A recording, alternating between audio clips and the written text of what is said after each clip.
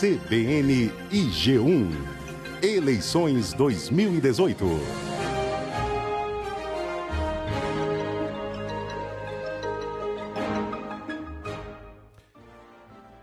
Olá, muito bom dia a você que acompanha mais uma entrevista da série com os presidenciáveis, promovida pela CBN e pelo G1, de acordo com o sorteio realizado na presença dos representantes dos partidos. Hoje, o nosso convidado é Henrique Meirelles, do MDB. Amanhã será a vez de Vera Lúcia, do PSTU. Participam dessa entrevista Cláudia Croitor, do G1, Cássia Godoy, da CBN, Renato Franzini, também do G1, comentarista Gerson Camarote, da CBN e do G1, que está conosco ao vivo de Brasília, e eu, Milton Jung. Além da participação dos jornalistas, teremos perguntas feitas por escrito pelos ouvintes e internautas e publicadas em redes sociais com a hashtag CBNG1.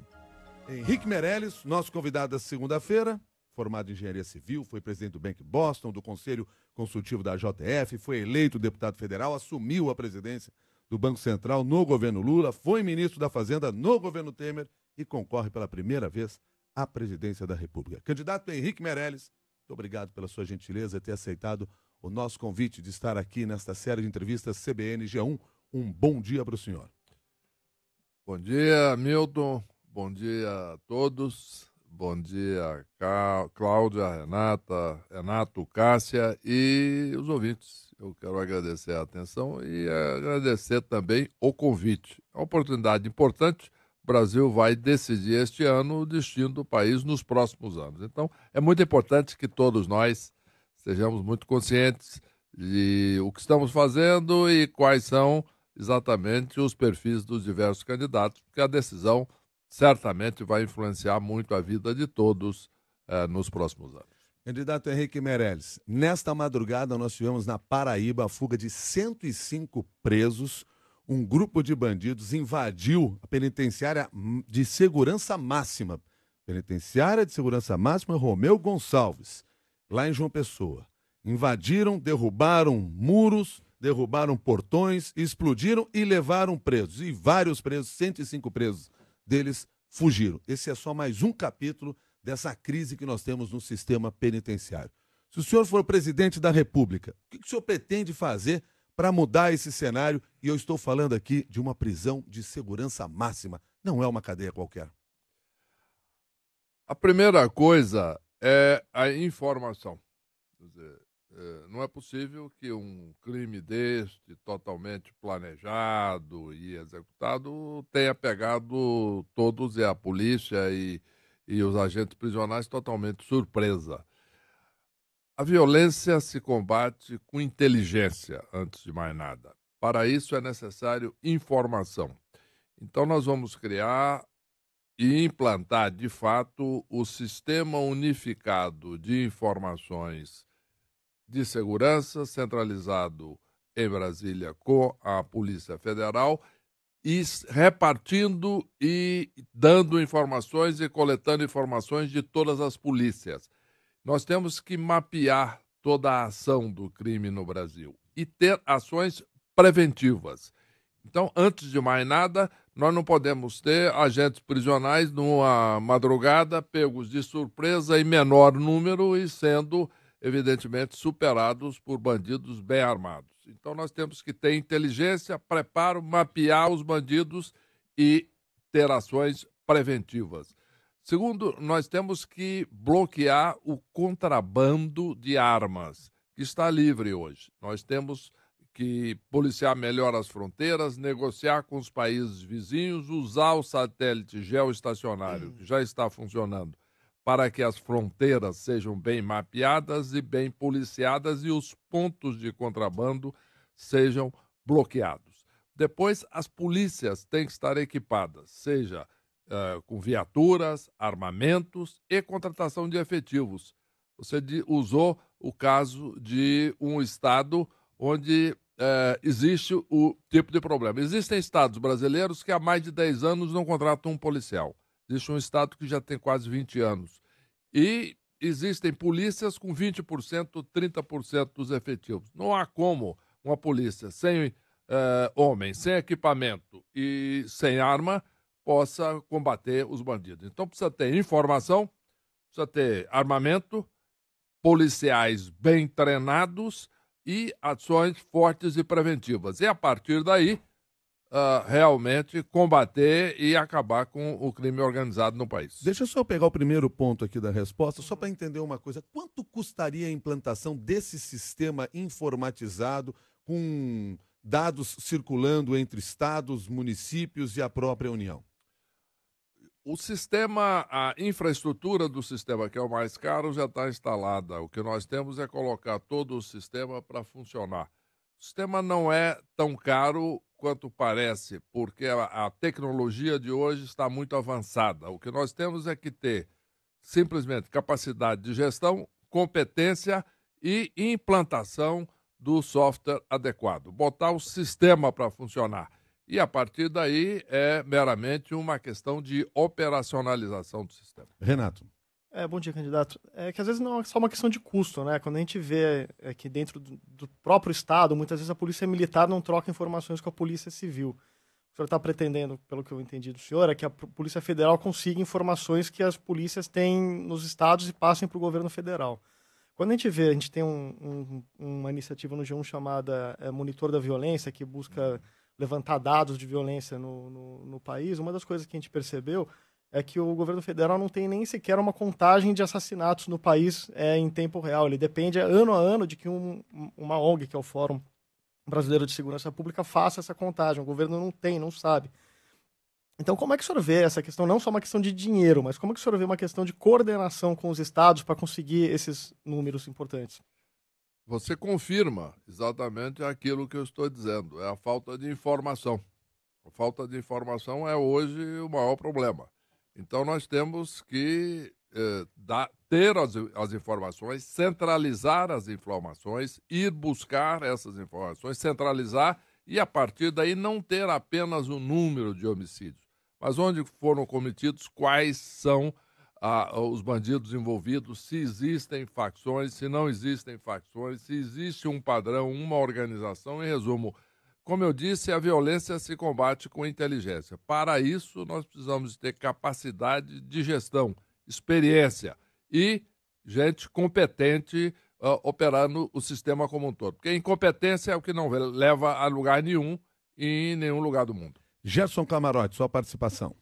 Candidato, bom dia. Candidato, a gente vê a situação de presídio, além da questão da informação, como o senhor colocou, ou seja, de inteligência e de comunicação, você tem uma coisa mais grave. Hoje você tem uma situação, a gente está vendo essa questão no presídio da Paraíba, mas em outros presídios a situação é pior. Você está tendo massacre, ali é briga de facção criminosa, ou seja, é o Estado não conseguindo atuar dentro dos próprios presídios.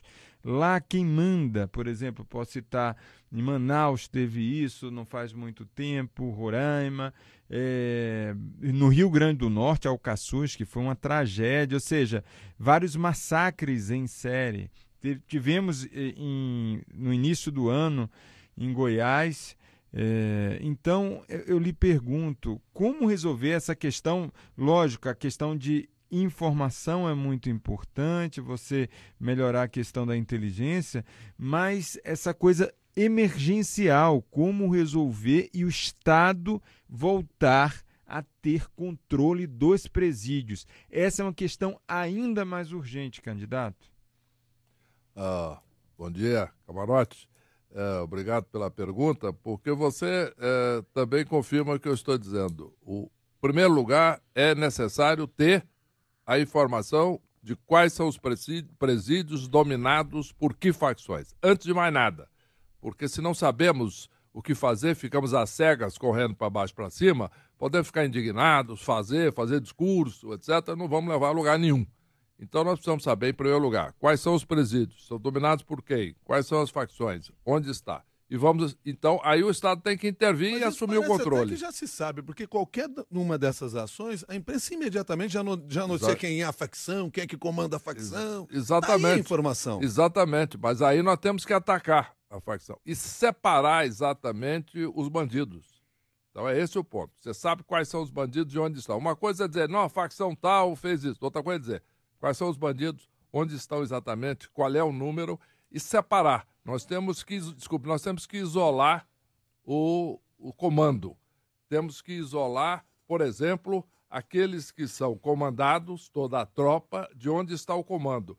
E isolar cada um dos comandantes. O que nós não podemos deixar é um grupo lá dentro de uma prisão, dominando completamente, e estamos todos aqui fora discutindo o assunto. Não, tem que intervir lá dentro, tem que enfrentar o problema e, a partir daí, separar exatamente aquelas facções. Tem um outro problema, que nós vamos sempre cair nisso.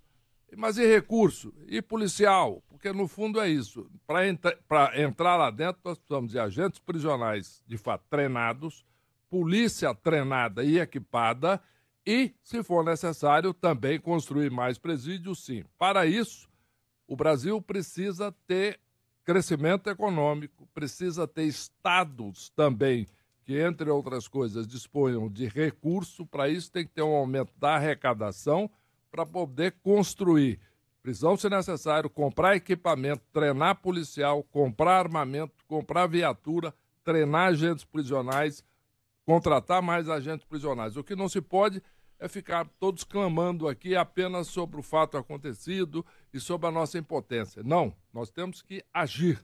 Para isso, nós temos que ter condições, inclusive condições de ter agentes prisionais treinados, policiais treinados, prisões de número suficiente, quebrar toda a cadeia de comando, separando, bloquear a comunicação e atuar firmemente dentro do poder da polícia. Cláudia Kreuter. Candidato, ainda no tema segurança, a gente tem feito duas perguntas para todos os candidatos que a gente está entrevistando.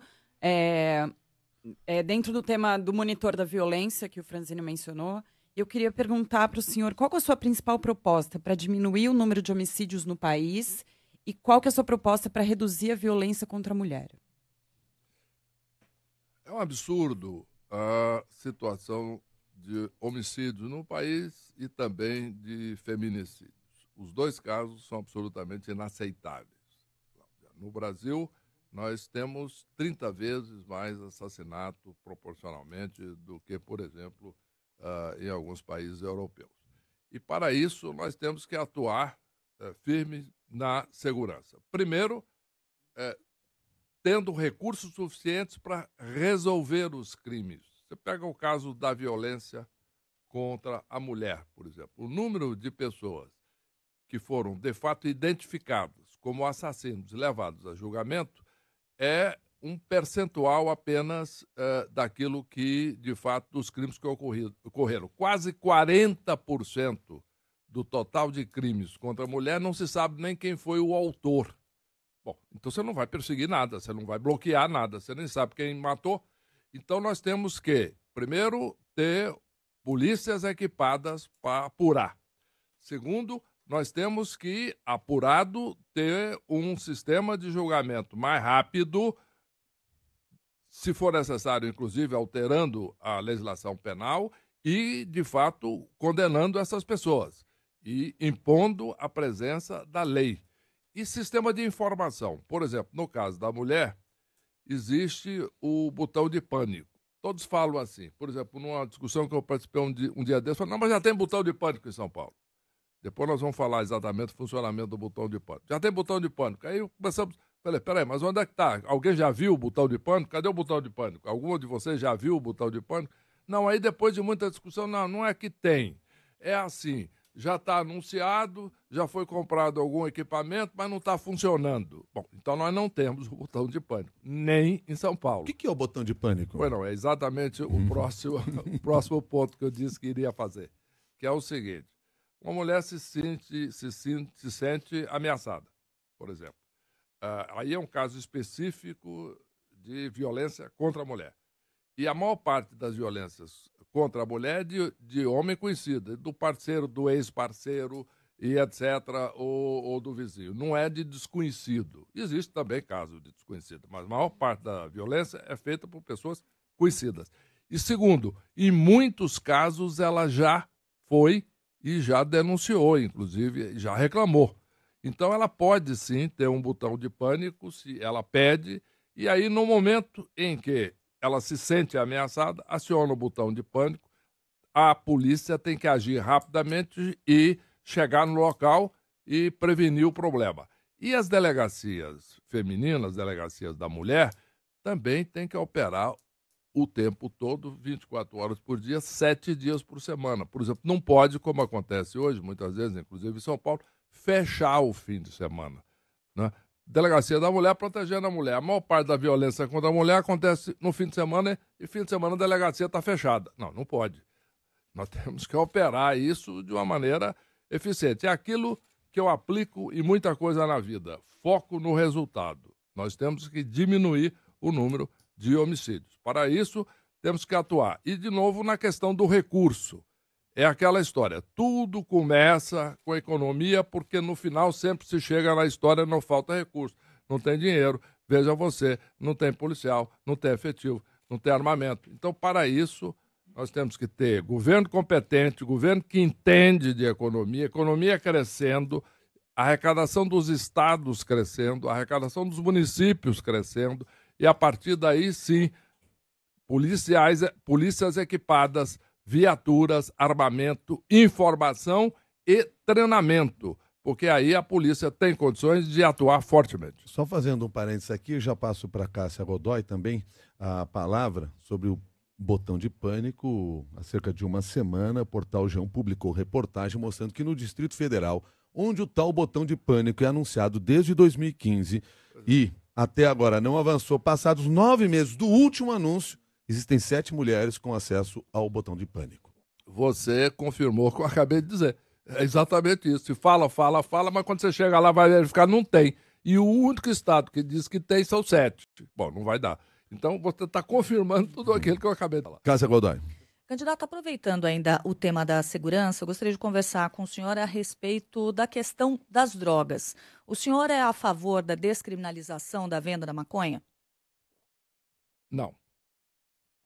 Nós temos que separar aqui duas coisas. Nós temos que, em primeiro lugar, bloquear e combater o tráfico. O que nós não podemos fazer, isso sim, é simplesmente prender o usuário da maconha. Nós temos que ter penas alternativas, temos que ter programas de recuperação e etc. Porque a experiência mostra que, com essa situação nas prisões brasileiras, que nós já discutimos bastante aqui, você pega um jovem que foi pego consumindo um pouco de maconha, coloca esse jovem na prisão, o que vai acontecer? Ele vai sair de lá pior do que entrou. Né? Aí, em muitos casos, ele deixa de ser um consumidor, passa a ser um traficante.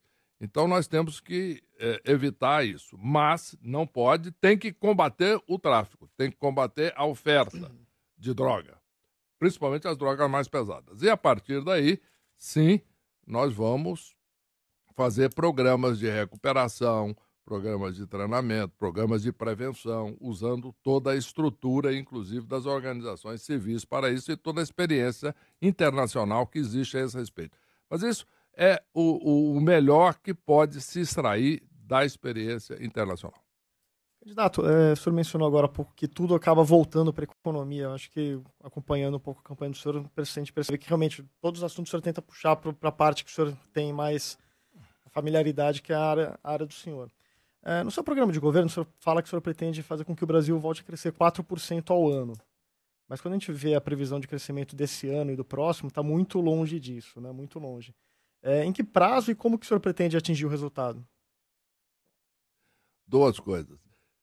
Não é que eu procuro trazer para a economia, é que todos, sem dizer isso diretamente, no final caem da economia. Porque ou não tem recurso, ou prometem coisas que vão custar muito e não sabe de onde tira.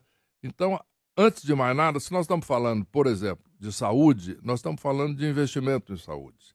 Nós estamos falando de administração. Para isso é necessário recurso.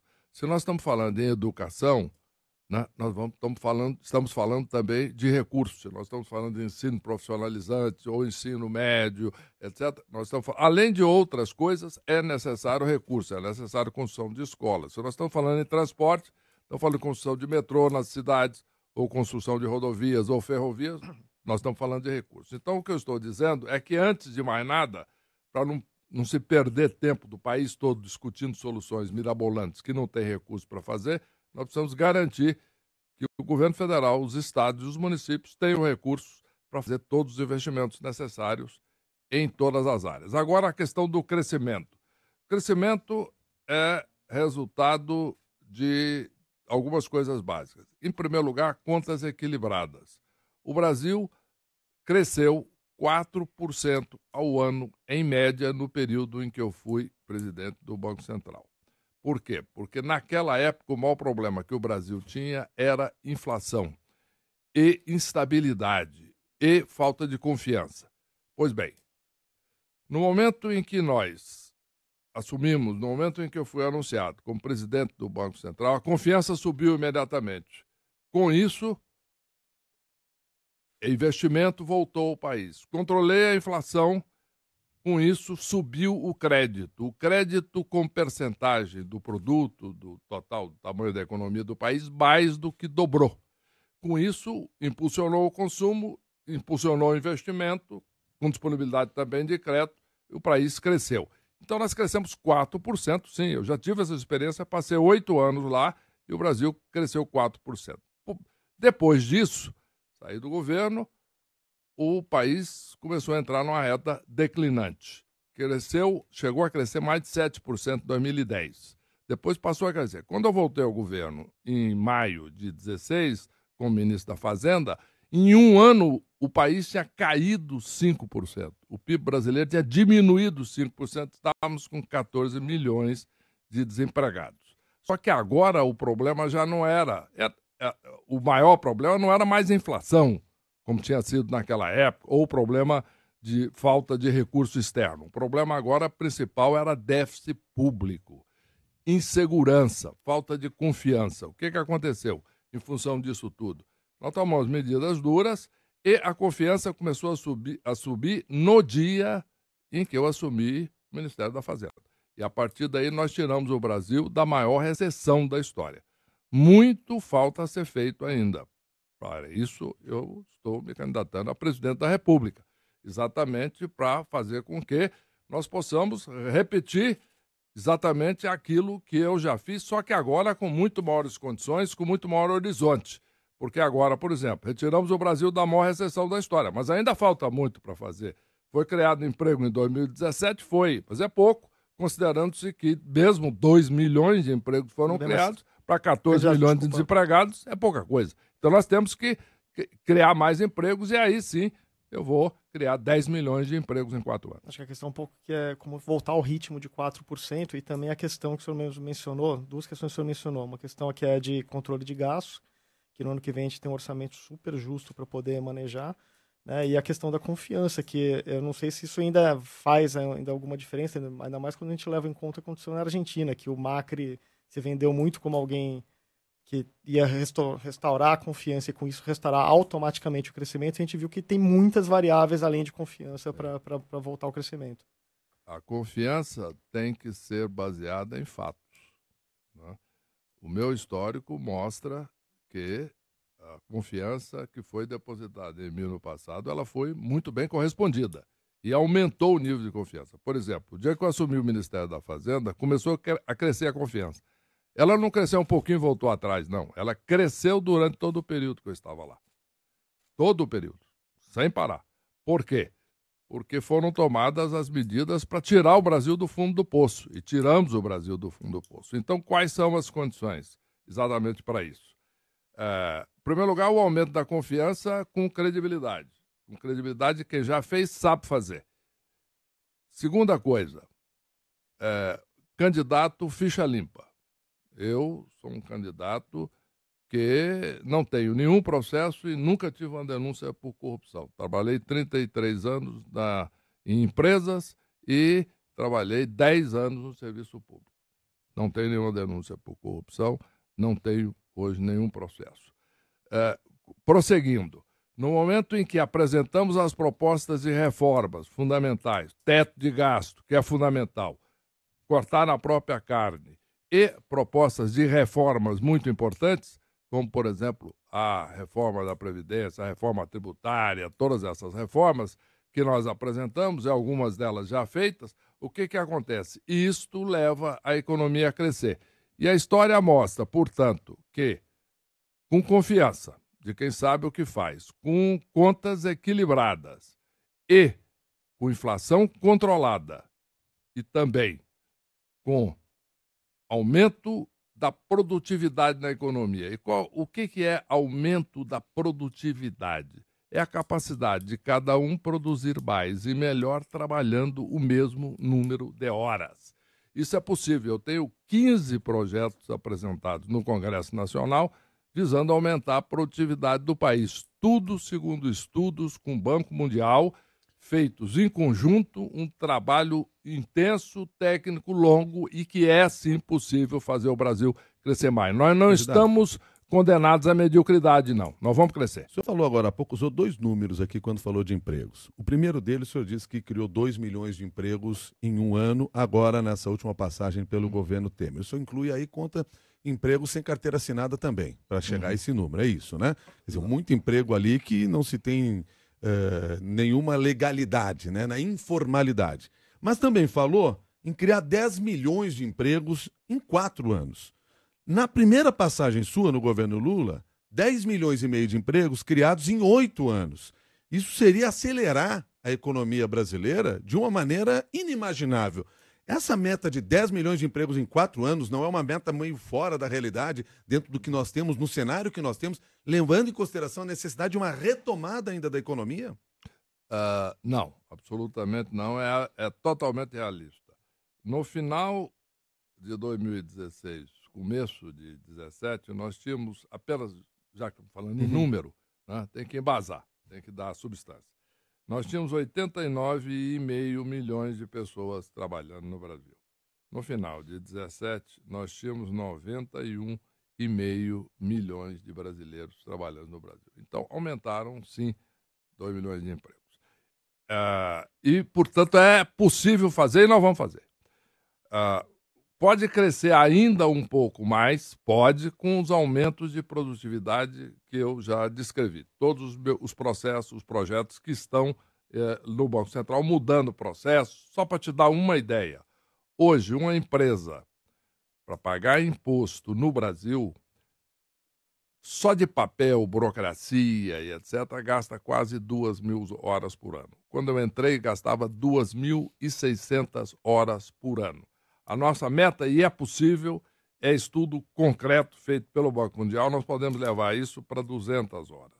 Portanto, a empresa vai economizar 2.400 horas de trabalho que podem ser usadas para produzir. Muito bem, isso é um pequeno exemplo, né? Mas existem dezenas, centenas, milhares de exemplos, e que estão todos detalhados e mapeados nos projetos que fizemos. Então, o que vai acontecer com isso? Nós, sim, podemos criar mais do que os 2 milhões de empregos por ano. Por quê? Maior produtividade, maior efetividade, maior eficiência. Com isso, nós podemos, sim, criar os 10 milhões de empregos. Em 2003, de 2003 a 2011, como você mencionou, sim, foram criados 10 milhões de empregos em 8 anos. Mas naquela época eu era presidente do Banco Central. O que nós fizemos? Controlamos a inflação, controlamos aí todo o fluxo de recursos, trouxemos confiança para o Brasil, melhorou muito. Foi uma época em que os brasileiros se lembram que o país melhorou muito naquela época. Só que é importante dizer que agora, como presidente da República, esse mesmo tipo de eficiência, de eficácia que naquela época eu apliquei e implantei no Banco Central, no controle da inflação, o Brasil estava quebrado, alguns se lembram disso, tá? Nós estávamos lutando para fechar as contas todo dia do câmbio, das contas externas, para pagar os empréstimos. Depois, quando eu saí, tinha quase 300 bilhões de dólares de reservas internacionais, significa que o país estava forte, e agora nós teremos, sim, todas as condições de fazer isso. No Banco Central, no Ministério da Fazenda, no Ministério da Saúde, no Ministério da Segurança, em resumo, o país vai, sim, ter condições agora de atingir o padrão de vida que todos os brasileiros querem. Cássia. Candidato, nós estamos recebendo muitas perguntas de ouvintes CBN, leitores G1, uma delas do nosso ouvinte leitor Marques, que pergunta o seguinte: ele ainda não ouviu nenhum candidato falar sobre corrigir a tabela do imposto de renda e pergunta se o senhor vai fazer isso em uma eventual gestão. A resposta objetiva é sim. Mas eu já sei qual pode ser a próxima pergunta, eu já vou responder a próxima pergunta também e também o que é necessário para isso, né? Devemos corrigir, sim, a tabela do imposto de renda para fazer o reajuste inflacionário daqui para frente. A segunda pergunta é, por que não corrigiu nos 2 anos que estava lá no Ministério da Fazenda? Antes que venha essa pergunta inevitável, eu vou dizer, porque nós estávamos com um déficit de 170 bilhões de reais. Então, na realidade, nós não podíamos diminuir a arrecadação. Por quê? Porque o déficit estava subindo, a inflação subindo, o juros subindo. Então, a primeira prioridade foi diminuir o máximo possível esse déficit. Ao invés de 170, foi 159, depois baixou para 124, ainda muito elevado. O que nós vamos ter que fazer para fazer isso e muitas outras coisas? Inclusive, lá na frente, eu acho que é possível até baixar um pouco o total de impostos pagos por todos os brasileiros. É possível fazer isso. Mas, primeiro, nós temos que diminuir despesa. Despesas que pode cortar, já foi cortado o máximo. Está faltando, inclusive, recursos em algumas áreas importantes. O que nós precisamos é fazer as reformas. As reformas, sim, são reformas da Constituição, os projetos estão apresentados, já estão avançando, nós temos que fazer as reformas, corrigir as injustiças, inclusive existentes hoje, por exemplo, na questão da Previdência, em que os mais pobres têm que trabalhar mais, aqueles que ganham mais têm que trabalhar menos, corrigir tudo isso e, de fato, aí sim nós vamos ter condições de eliminar o déficit público brasileiro e, a partir daí... E só depois disso mexe na tabela do imposto de renda? Não, a tabela pode ser mexida Porque imediatamente. vai demorar para chegar a essa resposta. Não vai. Nós acreditamos que as reformas podem ser aprovadas nos primeiros meses de governo. Não há nada que necessita aprovar as reformas, e aí entre elas previdenciária, etc., para mexer na tabela do imposto de renda. Sem isso não mexe? A não ser que se aumente outros impostos. Uma coisa, Milton... O senhor está prevendo isso? Não. Eu estou prevendo cortar despesa. Estou prevendo mostrar ao povo brasileiro que precisa fazer as reformas. Porque uma coisa que eu quero dizer a todos os telespectadores, ouvintes, todos aqueles que nos estão vendo, aqueles que estão ouvindo e aqueles que vão ler, e a todos vocês aqui. Eu posso até não conquistar aqui o seu voto, mas eu tenho certeza, eu vou ganhar o seu respeito, dizendo a verdade. Então, não adianta fazer fantasia, como muitos candidatos ficam fazendo aí. Vou perdoar a dívida de todo mundo, vamos distribuir dinheiro, não vamos fazer reforma nenhuma, todo mundo vai se aposentar cedo e correr para casa e aproveitar. Não, nós temos que dizer a verdade. E dizendo a verdade, corrigir, de fato, os problemas. É possível fazer isso, mas temos que dizer a verdade e tem, sim, que aprovar as reformas para que o país possa corrigir todos os demais problemas e ter recursos para investir onde deve. Não só corrigir a tabela do imposto de renda, mas muito mais do que isso. Nós temos que investir em segurança, passamos tempo longo aqui discutindo segurança, temos que investir em saúde, temos que criar o cartão único, universal para todos os brasileiros de saúde, depois podemos falar sobre isso. Nós temos que investir em educação. A minha proposta de estender o ProUni para as creches, para permitir que as mães possam ir trabalhar e deixar a criança numa creche perto de casa, particular, se não existir pública, e que o ProUni possa pagar isso. Para tudo isso é necessário um recurso. Primeiro, de eliminar desperdícios e de fato, concentrar recursos onde deve. Mas não adianta fazer fantasia. Candidato. Nós temos que fazer as reformas, Milton. Esse é o ponto importante. Gerson Camarote, sua pergunta. Candidato, o senhor fala de reforma da Previdência, o senhor esteve no governo e na principal função ali, junto ao governo Temer, que foi de ministro da Fazenda. Essa questão da reforma da Previdência foi colocada no governo Temer, que o senhor participou. E simplesmente, o senhor, inclusive, colocou a reforma da Previdência como uma prioridade. O senhor foi pessoalmente fazer essas negociações. O que é que deu errado e o que é que pode mudar, já que não deu certo quando o senhor foi ministro da Fazenda e jogou todo o seu capital político para fazer a reforma da Previdência? Eu acompanhei isso no final do ano passado, outubro, novembro, fevereiro desse ano. Enfim, o senhor jogou o seu capital político e não conseguiu. Como é que o senhor vai conseguir agora? Olha, meu amigo Camarote, você seguiu não só no final do ano, você seguiu o ano todo, certo? É verdade, o ano todo. Exatamente. Então você seguiu todo o processo, desde o início do ano, etc., e todas as ocorrências posteriores, os episódios políticos e etc., que levaram, inclusive, ao Congresso praticamente parar a discussão de todas as reformas e tudo o que aconteceu durante o ano de 17, que impediu exatamente o progresso de vários projetos, inclusive o projeto da reforma da Previdência, porque o Congresso teve que se dedicar a outras coisas naquele momento que eram necessárias ser decididas e que foram. Pois bem, em dito isso, você se lembra que eu, sim, fiz debate com todas as bancadas de todos os partidos da base, debates que duraram 4, 5, 6 horas, alguns deles você acompanhou de perto, e nós conseguimos avançar muito. Entramos no ano de 2018, já no final de 17, o que aconteceu? Um ano eleitoral e etc., e tudo isso tornava muito mais difícil discutir a reforma da Previdência. E Previdência, vamos ser realistas, é algo difícil e controverso em qualquer lugar do mundo. Eu acompanhei, por exemplo, a reforma da Previdência que foi feita na Alemanha. Um país sério, austero, rico. E, no entanto, a reforma da Previdência foi um problema, uma discussão que demorou longo tempo. No final foi feita e foi fundamental para a Alemanha prosseguir. Agora, nós vamos precisar de um presidente da República eleito com um mandato para isso e que possa dizer claramente à população algumas verdades. Por exemplo, Previdência. Hoje, os brasileiros de menor renda não conseguem passar 35 anos com carteira assinada. Portanto, eles se aposentam hoje, se for homem, 65 anos. E aqueles que ganham altos salários, etc., que conseguem completar os 35 anos com carteira assinada, este sim, se aposenta com 53, 54, 55 anos de idade.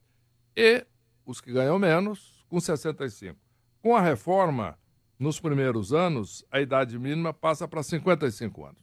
Isto significa que o mais pobre, ao invés de ir aos 65, ele vai se aposentar, na realidade, antes, no início da reforma. Em 20 anos, então, iguala-se, vão todos a 65. Mas aí com um aumento da expectativa de vida, etc, etc, etc.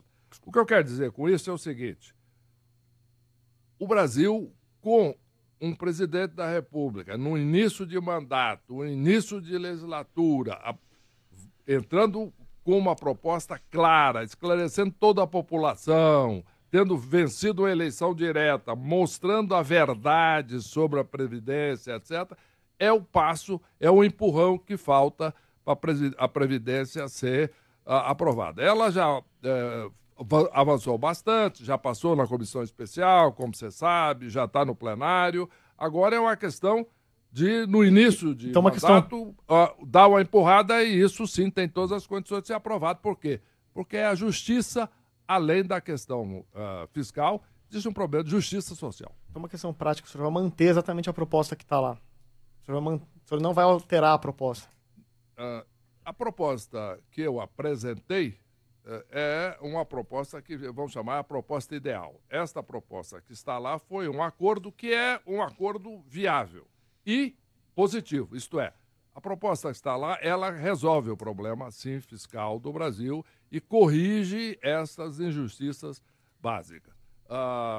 Isto aí é o mínimo absoluto. Quer dizer, eu já disse naquela época que era o mínimo e reafirmo que esse é o mínimo. Havendo possibilidades de melhorar ainda mais, certamente vamos fazer. Tá.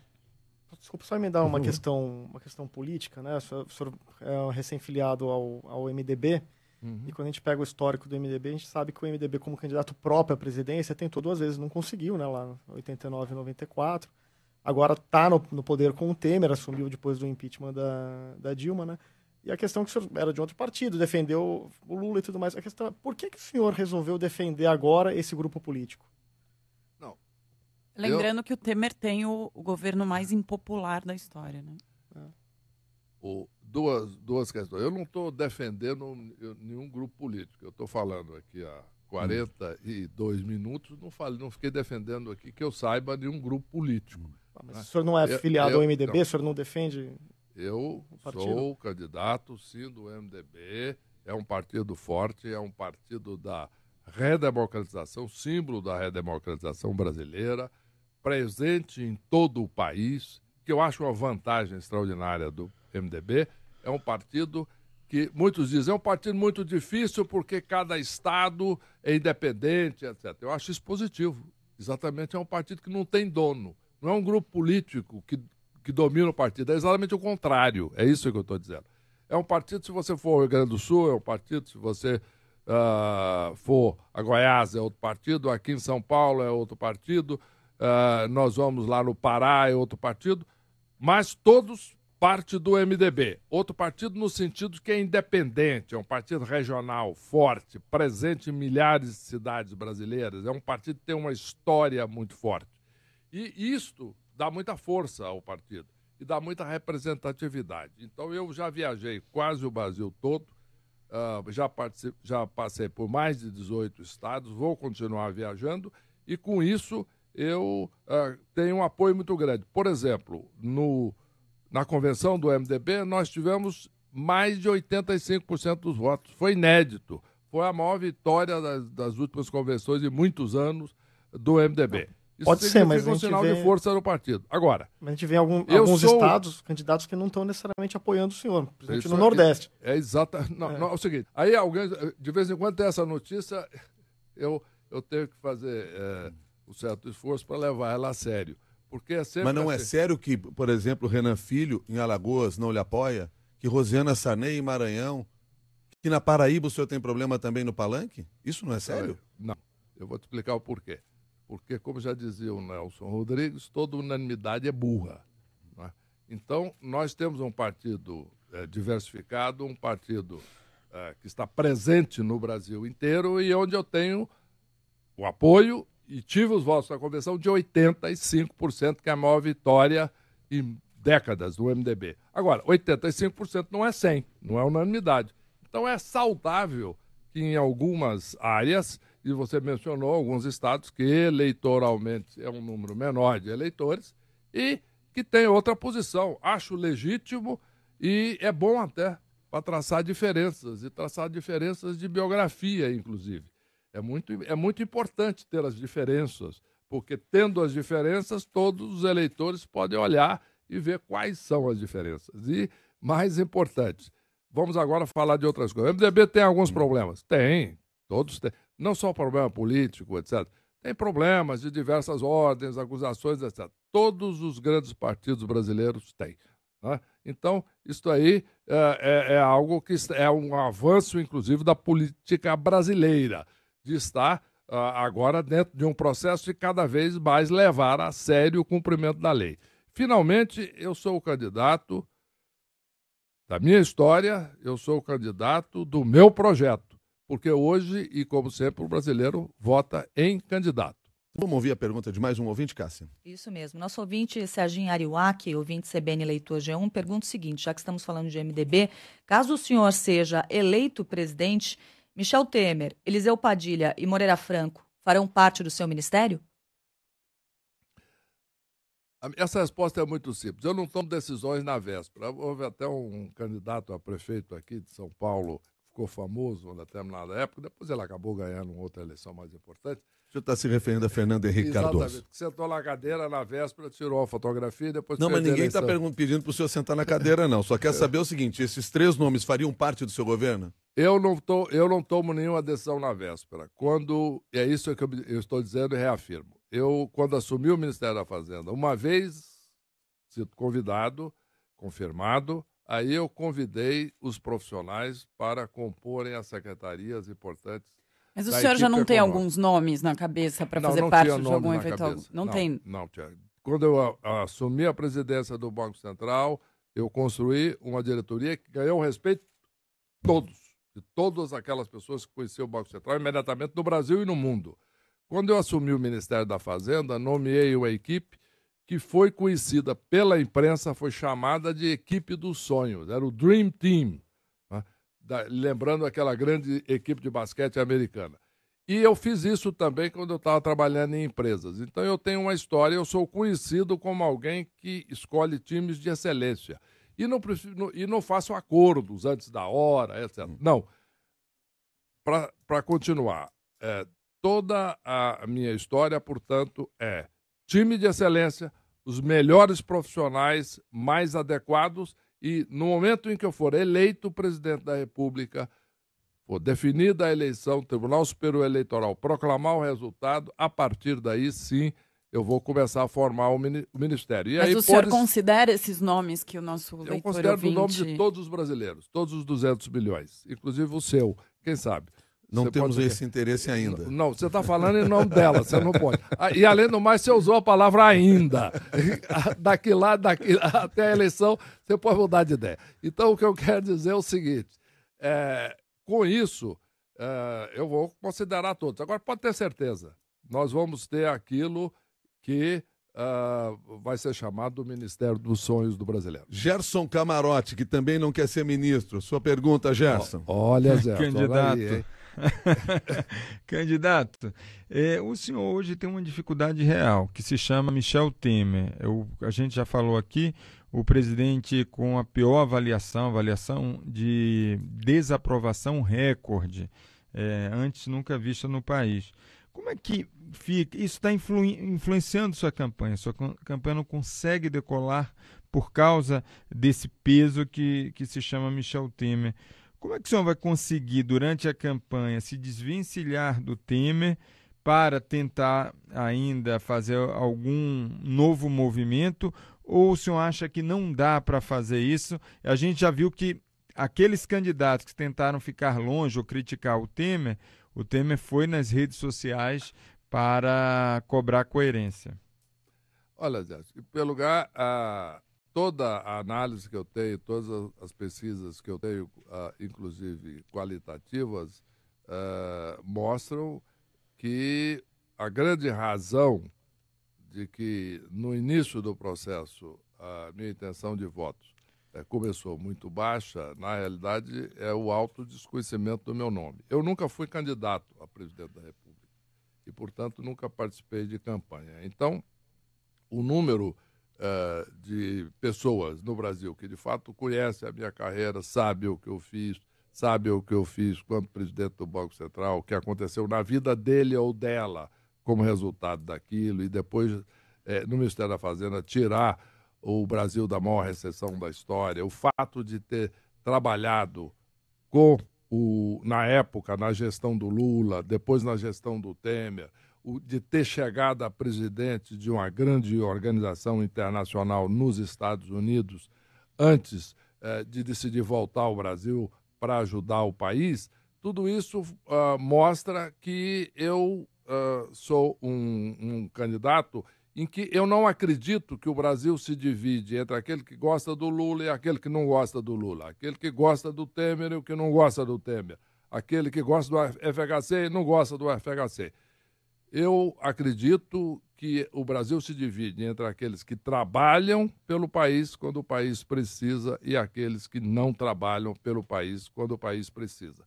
E, eu trabalhei pelo país independentemente de questões partidárias. Quando o Lula me chamou, e eu tinha acabado, inclusive, de participar de uma campanha proporcional, não majoritária, que eu nunca fui candidato a presidente nem a governador. Foi quando o senhor foi eleito deputado federal. Quando eu me candidatei, tive a maior votação da história, depois de voltar do exterior e deixar uma carreira onde eu tinha atingido o topo, o primeiro e único brasileiro que chegou naquela posição numa grande organização financeira internacional. Grande organização, o senhor está falando é o Bank Boston, um banco.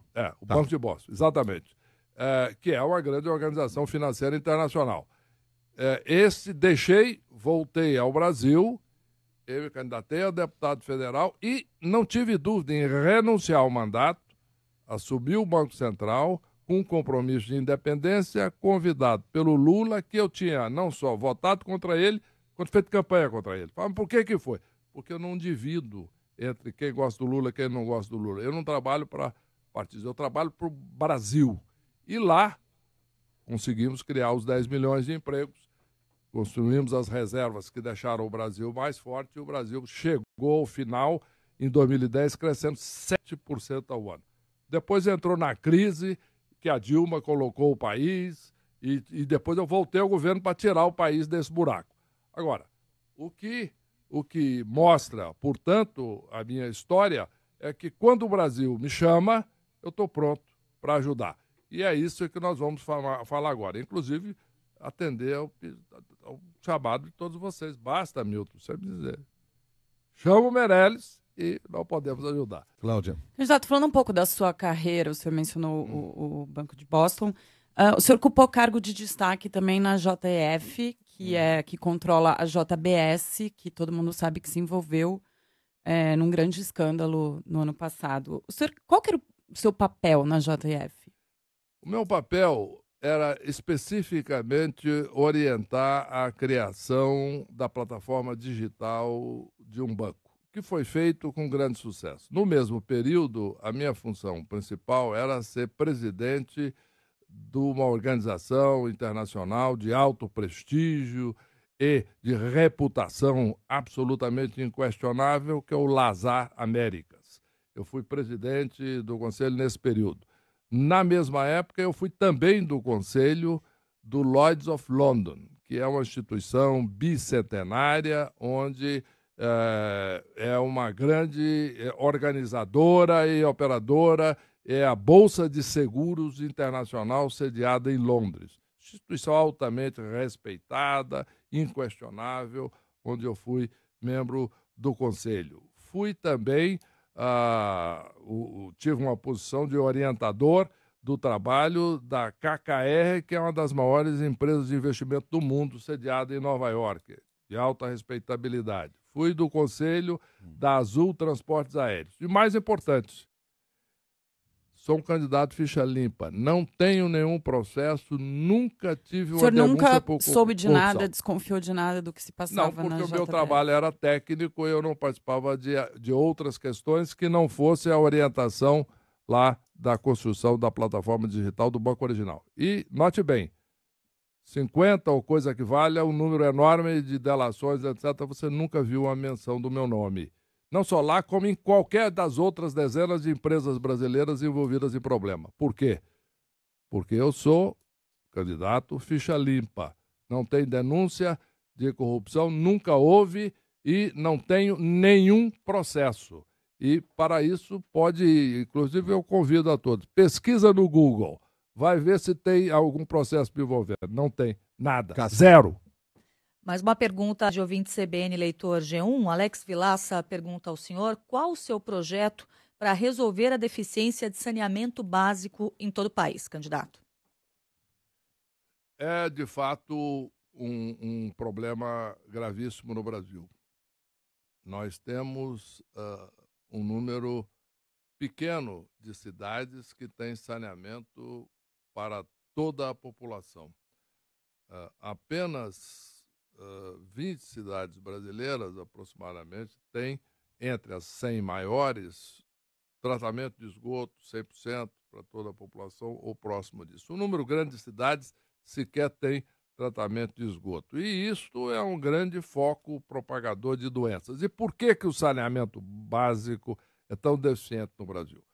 Por quê? Porque é uma obra importantíssima, vital, mas feita debaixo da terra, né? Portanto, não aparece.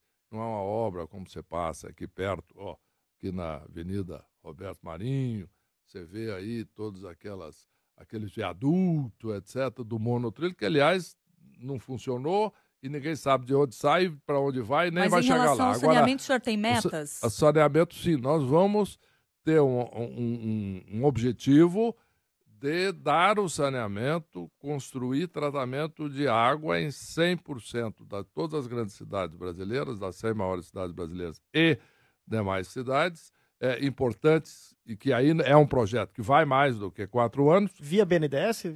Oi? Via BNDES?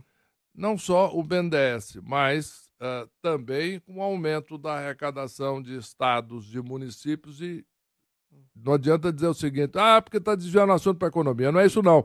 É porque Estado quebrado, município quebrado e governo federal quebrado não resolve o problema de saneamento de ninguém. Não é só saneamento, não. Saúde, educação, segurança. Então nós temos que ter o Brasil crescendo, os municípios com mais recursos. Eu ia falar que, na verdade, que cidade também. a aplicação do saneamento em geral é feita por uma cidade ou por um estado. É o que eu estou dizendo. E a questão é que muitas vezes o dinheiro chega, mas não é aplicado. Não. É esse o ponto que eu estou dizendo. Em primeiro lugar, o mais grave é o seguinte: os municípios brasileiros estão quebrados. Vamos falar a verdade aqui. Por quê? Porque nós tivemos a maior recessão da história. Tá? Então, a primeira coisa é recuperar o Brasil e os municípios arrecadarem mais. Segundo, os estados. Os estados, com dificuldade, também tem que aumentar a arrecadação. Aumentar a arrecadação, terão recursos, sim, para investir. Aí é uma questão de orientação e de convênios e cobrança também do governo federal. Porque não adianta nós pensarmos que o governo federal resolve tudo. Você acabou de dizer, não é. O saneamento básico, ele é fundamentalmente feito pelo estado e pelo município. E vai fazer, porque a arrecadação vai aumentar e nós vamos cobrar. E vamos, nos convênios, direcionar, inclusive no BNDES também, direcionar todos os financiamentos a iniciar a obra, fazer e completar a obra. Se não completar, não vai ter o financiamento nem o recurso. De acordo com o Plano Nacional de Saneamento Básico, e isso foi motivo, inclusive, de série de entrevistas realizadas aqui pela CBN, para que se consiga oferecer esse serviço a toda a população até 2033, e essa seria a meta, seriam necessários 500 bilhões de reais. Com o teto de gastos, na forma como está hoje, de onde vai se tirar esse dinheiro para alcançar esta meta que foi proposta pelo próprio país em 2013? Primeiro, nós temos que voltar ao que acabamos de dizer. O saneamento básico, ele é um trabalho feito fundamentalmente por municípios, pelos estados. Não há teto de gastos para municípios e para estados. A primeira coisa precisa ser esclarecida e deixada isso aqui com toda a clareza. E esse crescimento econômico, que é produto, inclusive, do controle das despesas da União, ele é que vai permitir que o país cresça, a arrecadação cresça, estados e municípios possam ter a sua arrecadação crescendo e investir em saneamento. Segundo ponto muito importante, agora voltando ao governo federal. Com a reforma e as reformas básicas, sim, nós vamos ter disponibilidade de recursos para apresentar e aplicar outras obras fundamentais. E é esse o problema hoje. Por exemplo, a despesa de aposentadoria em 2016 foi 51% do orçamento. Em 2017, 57% do orçamento, vai chegar a 80%. Então, este é o problema. Nós temos que diminuir essas despesas que não são absolutamente vitais para gerar recursos também e espaço no orçamento federal para aplicação em obras básicas como saneamento, por exemplo. Mas não só isso. Não vamos nos esquecer e desviar o assunto. Os estados são responsáveis por grande parte do saneamento. Haja vista aqui em São Paulo, por exemplo, Sabesp, etc. Então, nós temos que ter o crescimento da arrecadação do Estado para que o Estado possa investir, competência também, e também investimento de capital privado, que com credibilidade existe. Vou ter muitas companhias de saneamento, inclusive, que têm capital na Bolsa. No Rio de Janeiro, por exemplo, a SEDAI, inclusive, foi privatizada. E isto é possível ser feito. Existe, sim, interesse grande de capitais no mundo inteiro de investidores investir no Brasil. Eu conheço os investidores do mundo todo, tenho grande credibilidade lá e eu tenho certeza que nós vamos ter uma grande entrada de recursos no Brasil. Candidato Henrique Meirelles, para fechar essa nossa conversa aqui, 10 perguntas num pinga-fogo. Eu pergunto, o senhor responde sim ou não e fica por isso mesmo.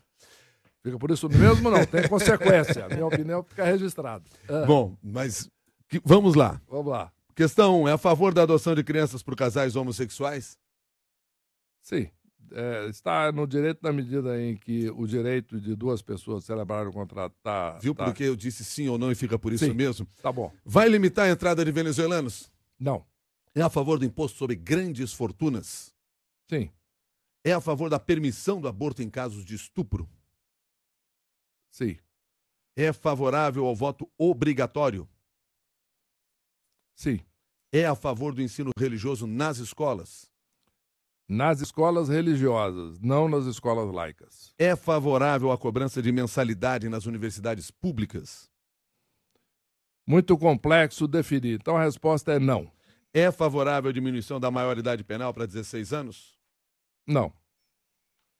É favorável à taxação de igrejas? Não. E só para fechar, defende a intervenção militar na segurança nos estados, como no Rio de Janeiro? Em caso de absoluta necessidade, quando é solicitado pelo governador do estado, como é o caso do Rio de Janeiro, sim, porque lá o governador confessou a impossibilidade de tomar conta da segurança. Nesse caso, sim. Candidato Henrique Meirelles, do MDB, muito obrigado pela sua gentileza de estar conosco aqui, conversando conosco. Um bom dia para o senhor. E muito obrigado pelos convites e por todas as perguntas. É importante discutir tudo isso aqui, nesse ambiente inteligente, rápido, com muitos participantes aí. Agradeço também ao Gerson lá em Brasília e é uma satisfação. E vamos voltar aqui de novo aí para dizer o que nós estamos fazendo pelo país. E chama o Meirelles. Muito obrigado. Esse foi Henrique Meirelles. Lembrando que amanhã será a vez de Vera Lúcia do PSTU e você participa com perguntas com a hashtag CBNG1. CBN e G1. Eleições 2018.